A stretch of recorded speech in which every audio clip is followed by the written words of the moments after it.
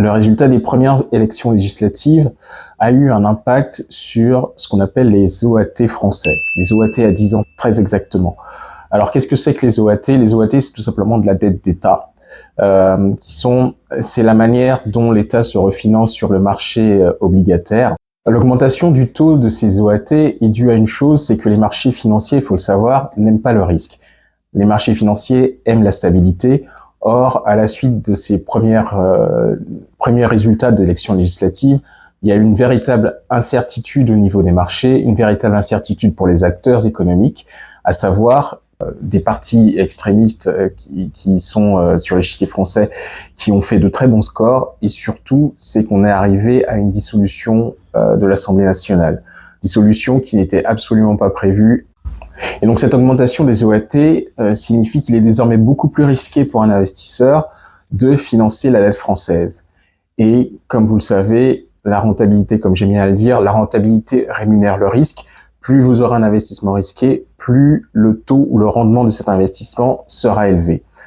Corrélativement à cela, incertitude au niveau français d'un point de vue politique, augmentation du risque français, donc augmentation du taux d'intérêt de la dette française. Alors vous me direz quel est l'impact de l'augmentation de ces OAT sur le crédit immobilier. Il faut savoir que les taux d'intérêt immobiliers sont déterminés par deux facteurs. Le premier qui est le plus connu, qui est tout simplement la BCE. Or, on sait qu'il y a de cela quelques semaines, la BCE a diminué son taux directeur de 25 points de base, ce qui a permis justement de faire baisser les taux immobiliers. L'autre facteur, c'est tout simplement les OAT. En effet, les OAT interviennent, en tout cas l'augmentation des OAT ou la baisse des OAT à contrario, interviennent justement sur la détermination de ce taux d'intérêt pour les prêts immobiliers. Donc, il faut dire que nous avons donc deux facteurs, BCE d'un côté et OAT de l'autre, qui permettent de déterminer le crédit immobilier.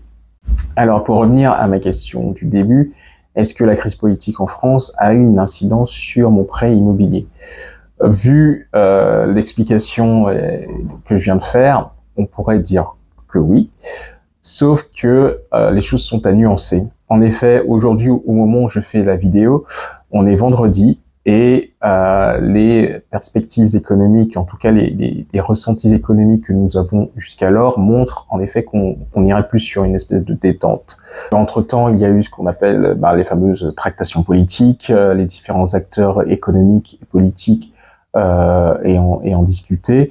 Donc on se rend compte que la situation n'est peut-être pas aussi catastrophique, aussi pessimiste qu'on pouvait le penser. Ça, c'est une chose. Depuis le 1er juillet 2024, la Banque de France a abaissé le seuil du taux d'usure. Alors qu'est-ce que c'est que le taux d'usure? Rapidement, le taux d'usure, c'est le taux maximum auquel une banque peut vous prêter. C'est ce qu'on appelle communément c'est le fameux TAEG.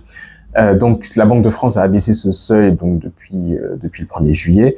Donc il est passé de 6,39 à 6,16%, ce qui signifie quand même que malgré la conjoncture compliquée ou on va dire l'incertitude politique que nous rencontrons, la Banque de France table quand même sur une évolution positive de la situation.